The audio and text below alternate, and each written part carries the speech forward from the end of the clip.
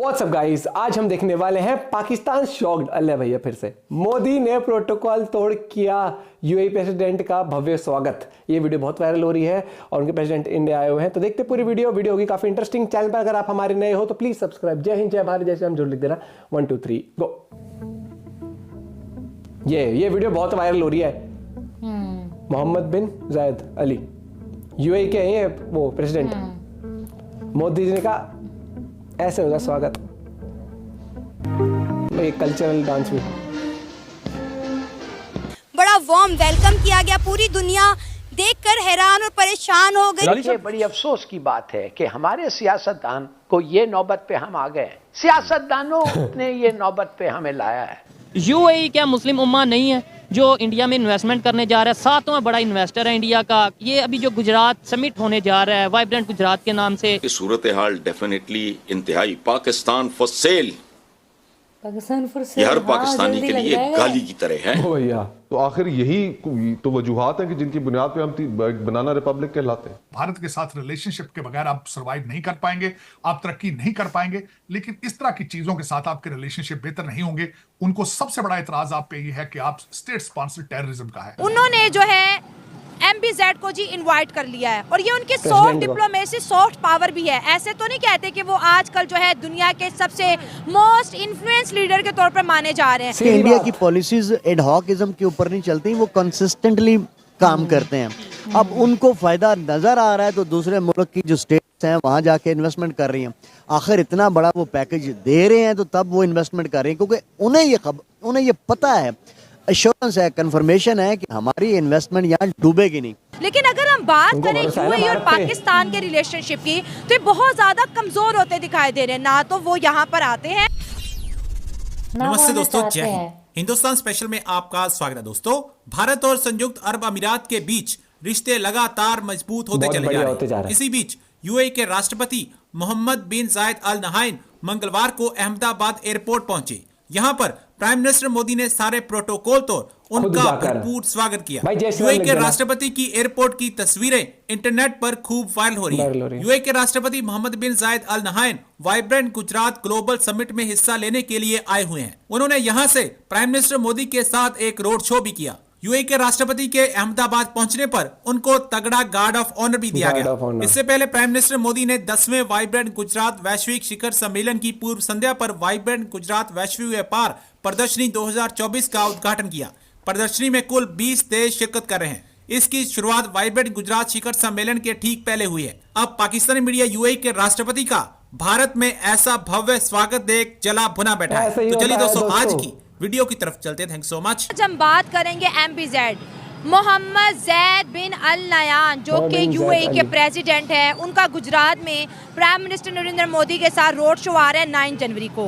As a Pakistani हमारे लिए ये बहुत बड़ी बात है कि गुजरात स्टेट के अंदर जो है एक समिट, जो कि छोटा सा समिट है, उसके लिए उन्होंने जो है MBZ को जी इनवाइट कर लिया है और ये उनकी सॉफ्ट डिप्लोमेसी, सॉफ्ट पावर भी है। ऐसे तो नहीं कहते कि वो आजकल जो है दुनिया के सबसे मोस्ट इन्फ्लुएंस लीडर के तौर पर माने जा रहे हैं। लेकिन अगर हम बात करें यूएई और पाकिस्तान के रिलेशनशिप की तो ये बहुत ज़्यादा कमज़ोर होते दिखाई दे रहे हैं। ना तो वो यहाँ पर आते हैं और ना ही पिछले 5 सालों में कोई बड़ी इन्वेस्टमेंट का पाकिस्तान के लिए ऐलान किया गया है। सबसे पहले ये जो दुनिया की जो सियासत है, ये दुनिया की जो इन्वेस्टमेंट है इंडिया की तरफ जा रही है, इसकी वजूहात क्या और हमें लोग बाइकआउट क्यों कर रहे हैं? मैं बाइकआउट इसीलिए कर रहे हैं, सबसे मेन पॉइंट जो नंबर 1 पे है वो क्यों हमने, यानी कंट्रीज़ का क्या देना है, कर्जा देना है। जिसे बिल्कुल ऐसी है।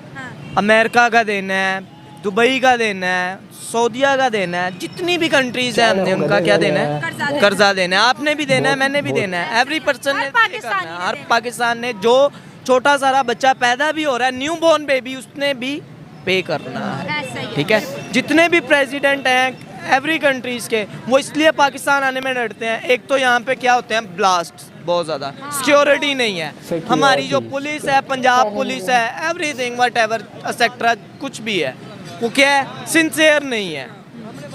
इसके साथ पाकिस्तान के साथ सिंसियर नहीं है। अब ये जैसे आपके सामने दिसंबर में आके बिल्कुल सारे उठ जाते हैं पुलिस वाले, चलान हो रहे हैं। मैंने खुद पे किए हैं 2-2 हज़ार रुपये के चलान, 21-21 सौ रुपये के, और उससे पहले कितने 200-200 रुपये के चलान। 400 के बस। क्यों 12वें महीने में आके क्यों सारे उठ जाते हैं? पैसे भरने क्यों उठ जाते हैं का ना? जब एंड होता है बहुत ज्यादा बर्डन डाल जाते हैं, फाइन करते हैं आवाम के ऊपर, गरीब बंदों के ऊपर पे। अब जो मिडिल क्लास है वो तो चलो अफोर्ड कर लेगा, और जो हाई लेवल पे है वो भी कर लेगा इजीली। आप देखें कि एक टाइम था कि जब मुस्लिम कंट्रीज हिंदुस्तान के साथ ताल्लुकात नहीं रखती थी, ऐसे ही था, सब पाकिस्तान के साथ है। आज सारा का सारा इस्लामिक दुनिया तो इंडिया के साथ खड़ा और पाकिस्तान तो अकेला है।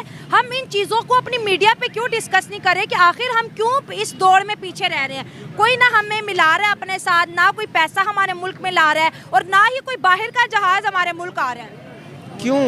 क्योंकि पहला ही हमारा उनके साथ जो पहले कॉन्ट्रैक्ट हुए हैं वो ही उन्हें हमें पे ही नहीं किए। वो देन कैसे ट्रस्ट करें आपके ऊपर, कैसे पाकिस्तान के ऊपर ट्रस्ट करें? इसलिए पाकिस्तान अकेला हो गया, इसलिए पाकिस्तान से दुबई भी पीछे हट रहा है, सऊदीया भी पीछे हट रहा है, अमेरिका तो बहुत ही पीछे है ना, लास्ट पे है। और अब हर बंदा पाकिस्तान में क्या कर रहा है जी, डॉलर अर्न करूं, फ्रीलांसिंग करूं, मोबिलिटी करूं, कैंपेन्स करूं, व्हाटएवर। यार अंग्रेजों को तुम पागल बना रहे हो। अगर उन्हें पता लग जाए ये पाकिस्तानी है, वो स्कैम करके, आर यू स्कैमर। स्कैमर का मीनिंग क्या है आप मुझे बताएं? मतलब अगर कोई लीगल तरीके से भी काम करे उसको भी दुनिया ट्रस्ट नहीं कर रही। ट्रस्ट फोर्सेज है, ठीक है, उसके बाद अमेज़न है, ठीक है, इतनी ज्यादा ऐप्स हैं, कोई ट्रस्ट नहीं करता। गुजरात समिट होने जा रहा है गुजरात में, जिसका 10वां एडिशन है, और उसमें यूएई के प्रेसिडेंट, चेक रिपब्लिक के प्रेसिडेंट और भी बहुत कंट्री से वहां पे लोग जा रहे हैं। बिजनेस के हवाले से डील होने जा रही है। आज हमारे साथ मौजूद हैं एडवोकेट हाशिम नियाजी साहब। बहुत ही रैशनल बात करते हैं, सीधी आज टॉपिक पे बात करेंगे। क्या वजह है मुस्लिम उम्मा पाकिस्तान को चुम्मा क्यों नहीं दे रही? मतलब हमारे यहाँ पे इन्वेस्टमेंट क्यों नहीं आ रही? हमारे यहाँ पे रिलेशन क्यों नहीं बेहतर किए जा रहे? इंडिया के साथ रिलेशन बेहतर किए जा रहे हैं, और भी बहुत सी ऐसी चीजें हैं जो डिस्कस करेंगे। अस्सलाम वालेकुम।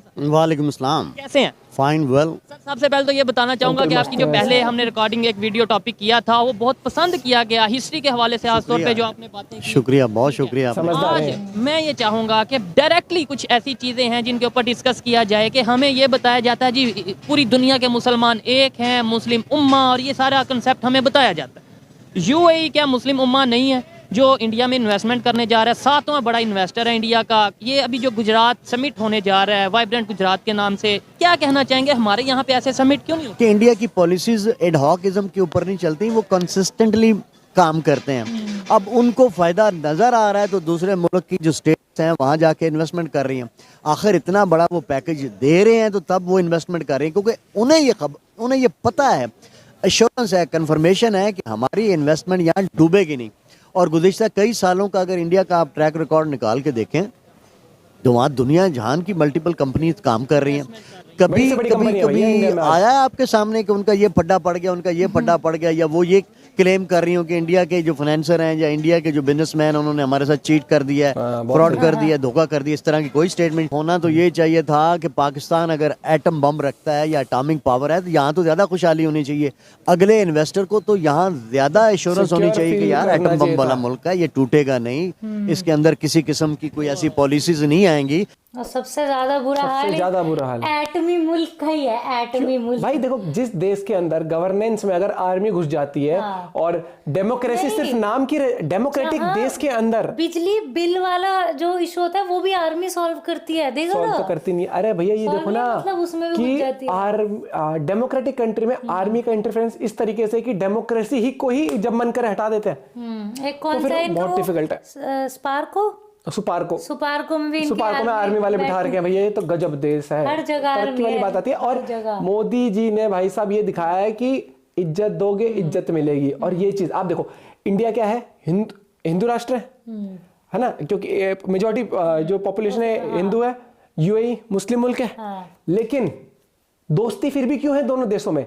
धर्म की वजह से नहीं है, लेकिन रिलेशन की वजह से है। अच्छा इंसान वो कंट्री बन रहा है, उस तरीके से होता है। जब आप अच्छे रिलेशंस रखते हो किसी से ना, तब धर्म नहीं देखा। सबसे पहले आप देखते हो कि इंसान अच्छा है, क्योंकि आप एक चीज देखना, सब अग्री करेंगे कि वो गलत लोग तो आपको हर धर्म में मिल जाएंगे, ठीक है। जिनकी जो आप देखो ना, इंडिया के कितने वो मंत्री हैं जो ऐसे उठपटांग बात भी देते हैं, हर चीज होती है। लेकिन यहाँ पर आप देखो, यूएई हो गया, सऊदी, ये कतर, ये देश जान चुके हैं कि आने वाला टाइम ना सिर्फ इस तरीके से कि ये तो हमारा ब्रदर मुल्क है, इस तरीके से नहीं चल सकता। वो चलेगा तभी जब सब मिलकर चलेंगे, जब एक दूसरे की मदद करेंगे, इन्वेस्टमेंट्स करेंगे, तरक्की सोच के चलेंगे कि आने वाले टाइम पर टूरिज्म भी हो गया, इन्वेस्टमेंट्स भी हो गई, दूसरी कंट्री में अपने बिजनेसेस खोलना, चाहे वो किसी भी रिलीजन की हो, तब जाके तरक्की होती है जब आप दोस्ती का हाथ रखोगे हर एक चीज। और वो यूएई ने समझा है, इंडिया ने समझा है, तरक्की का विजन लेके चल रहा है। यूएई की काया पलट चुकी है भैया, आज के टाइम में इतना टूरिज्म जाता है वहां पर, ठीक है। और पाकिस्तान टूरिज्म नहीं करता, वो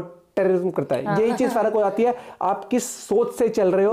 और मोदी जी ने इस तरह वेलकम किया। आप ये देखो, मोदी जी जब जाते हैं दूसरी कंट्री, इसी तरीके से मोदी जी का गार्ड ऑफ ऑनर होता है, वेलकम होता है, गिव एंड टेक वाली चीज होती है। अब मोदी जी जाते यूएई, यूएई वाले अपने काम में लगे थे, मोदी उतरते अपनी गाड़ी से जा रहे, खुद ही जा रहे होते, कोई वेलकम नहीं आता, तो वही जस्ट यहाँ मिलता। It's give and take, respect ना दोनों तरफ से दी जाती है, और वही फिर दिल से भी दी जाती है। अब मालदीव्स ने बैठे बैठे जो करा, मोदी जी ने भी यहाँ, मोदी ने कहा तुमने बैठे बैठे, मैं मस्ती में घूमूंगा, चिल मोड में तुम्हें चिल कर दूंगा। मोदी जी लक्षद्वीप गए, घूमे फिर, नाम नहीं लिया, चिल करके आए। भाई जय हिंद, जय भारत, जय श्री राम जरूर लिख देना। मिलते हैं आप लोगों से एक और वीडियो के साथ। Bye bye, take care.